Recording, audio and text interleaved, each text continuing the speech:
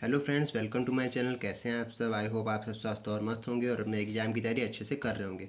तो फ्रेंड्स, आज के हमारे वीडियो का टॉपिक है किरचॉफ के नियम। ठीक है, आप जानते हैं किरचॉफ ने हमें दो नियम दिए थे, किरचॉफ का प्रथम नियम और किरचॉफ का द्वितीय नियम। ठीक है, तो वीडियो को स्किप मत कीजिएगा, वीडियो को लास्ट तक देखिएगा। किरचॉफ का प्रथम नियम और किरचॉफ का द्वितीय नियम आज आपको क्लियर हो जाएंगे। ठीक है, अगर चैनल पर पहली बार आए तो चैनल को सब्सक्राइब कर लीजिएगा कि मैं जो भी इस तरह की इंपॉर्टेंट वीडियो डालूँ उसका नोटिफिकेशन आपको सबसे पहले मिल सके। फ्रेंड्स, अगर हम लोग बात कर लें किरचॉफ का प्रथम नियम, ठीक है, यहाँ पर लिखा है, देखिए किरचॉफ के दो नियम हैं। किरचॉफ का पहला नियम क्या है? किरचॉफ का प्रथम नियम धारा का नियम है, उसको हम लोग संधि का नियम भी कहते हैं।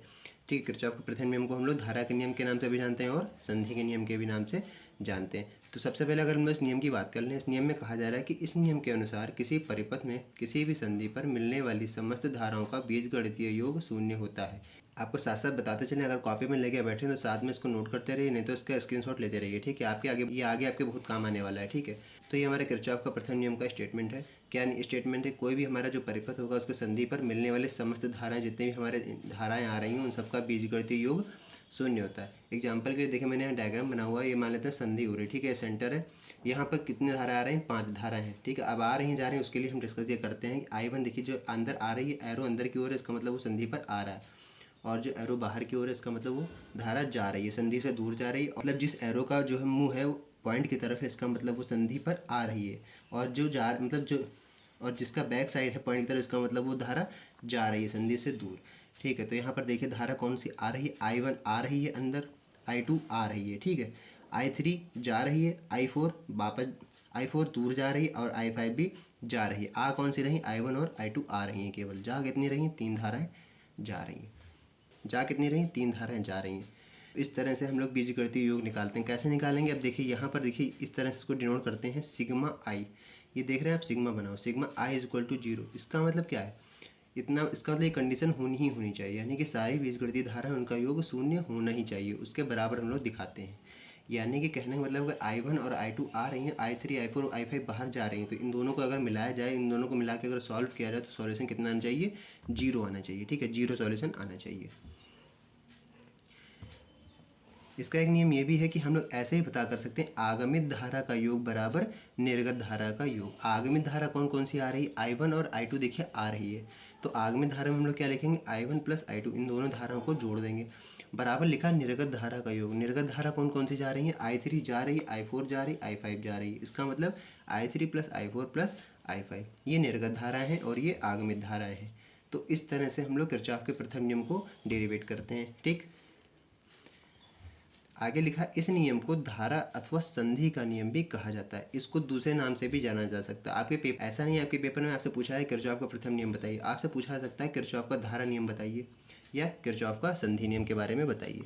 तो आपको कंफ्यूज नहीं होना है। आपसे अगर पूछा रहा है किरचॉफ का प्रथम नियम, तब भी आपको यही बताना है। किरचॉफ का धारा नियम या किरचॉफ का संधि नियम पूछा रहा है, तब भी उसका मतलब यही आपको बताना है पेपर में। ठीक है, कभी कभी इसकी थ्योरी पूछ ली जाती है, नहीं तो आपसे इसके क्वेश्चन तो जरूर आते हैं। ठीक है, न्यूमेरिकल टाइप, न्यूमेरिकल में इनका बहुत ज़्यादा यूज़ होता है, इसलिए इसको अच्छी तरीके से समझ लीजिए। अब हम लोग बात करते हैं किरचॉफ के द्वितीय नियम की। ठीक है फ्रेंड्स, तो यहाँ पर देखिए लिखा हुआ है किरचॉफ का द्वितीय नियम। किरचॉफ का द्वितीय नियम यानी दूसरा नियम, इसको और किस नाम से जाना जाता है? इसको वोल्टता का नियम के नाम से भी जानते हैं।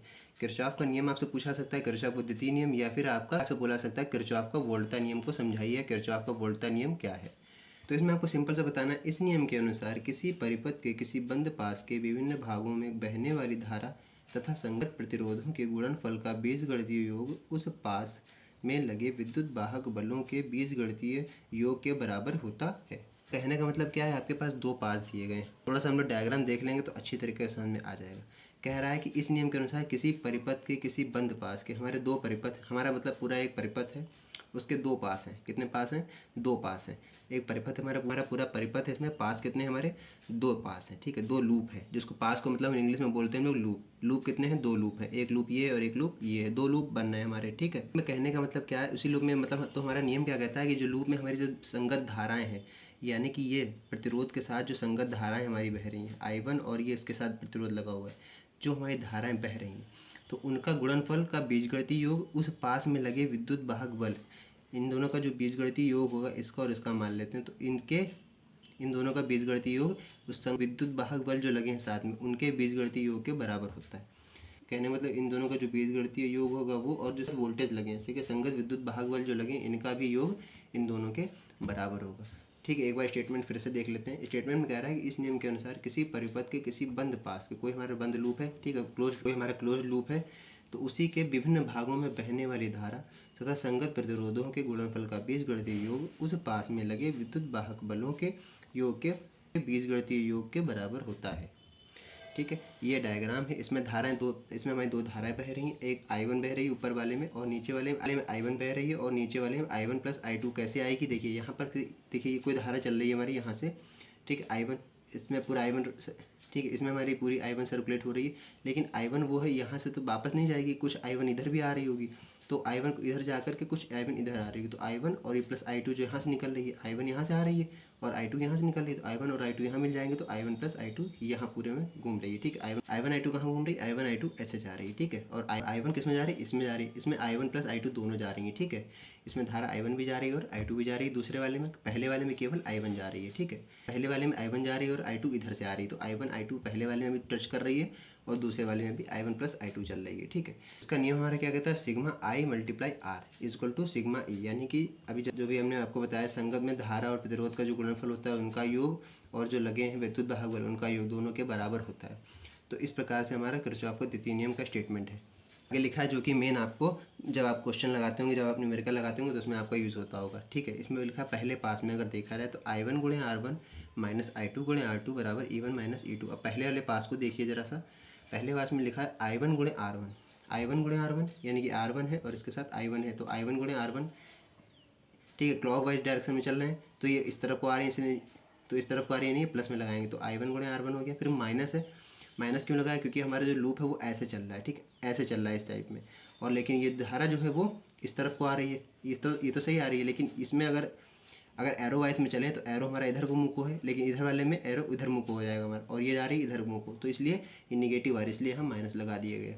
तो माइनस I2 R2 हो गया, R2 के साथ I2 है तो इसलिए माइनस I2 R2 हो गया बराबर E1 माइनस E2। पहले वाले में से दूसरे वाले विद्युत भागफल को माइनस कर दिया, तो E1 माइनस E2, ये पहला पास हो गया। दूसरा पास देखते हैं, दूसरे पास में क्या I2 R2 बराबर रहेगा, क्योंकि I2 R2 इस पास में ऐसे मुँह चल रहे हैं, ठीक, इस तरफ को डायरेक्शन में मुँह चल रहा है हमारा, ठीक है, इस तरफ से चल रहा है। ठीक है, तो I2 R2 हो गया, I2 गुणे R2 प्लस क्यों लगा रहे हैं, क्योंकि जो हमारा एरो का डायरेक्शन है वो इस टाइप में है, एरो का डायरेक्शन इस टाइप से एरो चल रहा है, तो हमारा देखिए इस ये जो एरो चल रहा है इसका मुंह भी इधर है, ये लोग भी इधर आ रहे हैं, I2 R2 भी इधर आ रहे हैं। ठीक है, इस एरो का मुंह इधर है और I2 R2 का भी मुंह इधर ही है, तो इसलिए इनको प्लस में लिखा गया, जैसे ऊपर मैंने अभी आपको बताया था I2 R2 हो गया। फिर अब देखिए ये ऐसे एरो घूमेगा तो इसका भी मुंह ऐसे हो जाएगा और इनका भी मुंह ऐसे इस तरफ को है, इसका मतलब यहाँ पर माइनस नहीं लगेगा, यहाँ पर लगेगा प्लस I1 प्लस I2 क्यों, क्योंकि दोनों धारा मिल गई साथ में संगत धारा, तो इसलिए I1 प्लस I2 गुणे R3, साथ में R3 है तो R3 लिख दिया, इक्वल टू E2। केवल E2 क्यों लिखा, E1 क्यों नहीं लिखा, E1 तो ऊपर वाले में था पहले पास में, दूसरे पास में क्या मिल रहा है हमको, केवल E2 मिल रहा है, इसलिए E2। तो इस तरह से हम लोग जब आपने न्यूमेरिकल लाया होगा तो इस तरह से आपको सॉल्व करना रहता है। कोई हमारा अगर सर्किट है, क्लोज सर्किट, ठीक है, उसमें लूप बनाने पड़ते हैं सबसे पहले, फिर उसमें देखना पड़ता है कौन सी धाराएं हैं, कौन सी संगत धाराएं हैं, कौन से इसमें विद्युत वाहक बल लगे।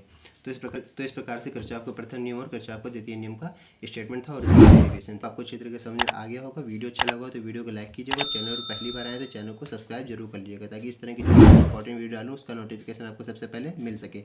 तो फ्रेंड्स बस आज की वीडियो में इतना ही, मिलते हैं नेक्स्ट वीडियो में, तब तक के लिए जय।